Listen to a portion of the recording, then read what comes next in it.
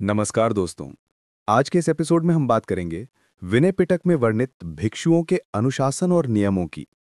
बुद्ध के संघ की नींव इन्हीं नियमों पर रखी गई थी और इन्हीं के कारण आज भी थेरवादी परंपरा में भिक्षुओं का जीवन अनुशासन का जीवंत उदाहरण माना जाता है।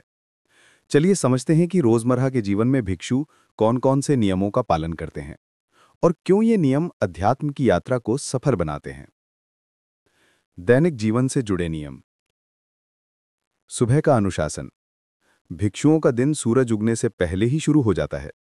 जागने के बाद वे किसी भी प्रकार की जल्दबाजी, शोर या अव्यवस्था नहीं करते। धीरे धीरे वस्त्र पहनते हैं और सबसे पहले अपने मन को शांत करने के लिए थोड़ी देर ध्यान करते हैं। पिंडदान का नियम। विनय पिटक का सबसे प्रमुख नियम है, भिक्षु अपने लिए भोजन का संग्रह नहीं कर सकते।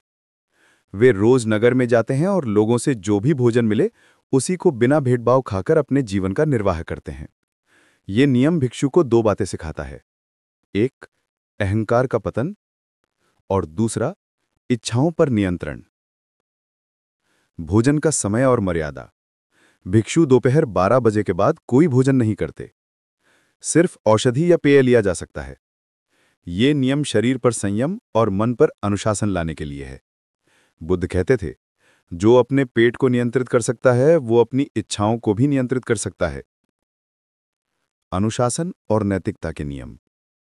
भिक्षु आम जनता की तरह केवल 5 शील नहीं बल्कि सैकड़ों विस्तृत नियमों का पालन करते हैं, लेकिन मुख्य आधार 5 ही हैं।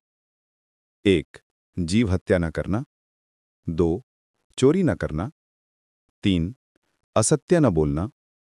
4, व्यभिचार व दुराचार से दूर रहना। 5, नशे से पूर्ण रूप से दूर रहना। व्यवहार में सरलता। भिक्षु ऊंची आवाज, गाली, कटुवचन और फालतू चर्चाओं से बचते हैं। विनय पिटक कहता है, वाणी यदि संयमित नहीं तो मन कभी शांत नहीं हो सकता। सांसारिक सुखों से दूरी। भिक्षु संगीत, नृत्य, साज सज्जा और विलासिता से दूर रहते हैं, क्योंकि इन चीजों से मन की चंचलता बढ़ती है। भिक्षु का लक्ष्य है मन को स्थिर करना, उसे मुक्त करना। चलने फिरने के नियम। रात के समय भिक्षु अकेले अंधेरी जगह नहीं जाते। किसी महिला के साथ एकांत में बातचीत नहीं करते, क्योंकि यह मन को भ्रमित कर सकता है। कहानी। एक शांत जंगल। पेड़ के नीचे बुद्ध और उनके पास एक युवा भिक्षु। एक युवा भिक्षु बुद्ध के पास आया। उसने कहा, भगवान, ये इतने सारे नियम, क्या कोई साधना बंधनों में भी सफल हो सकती है?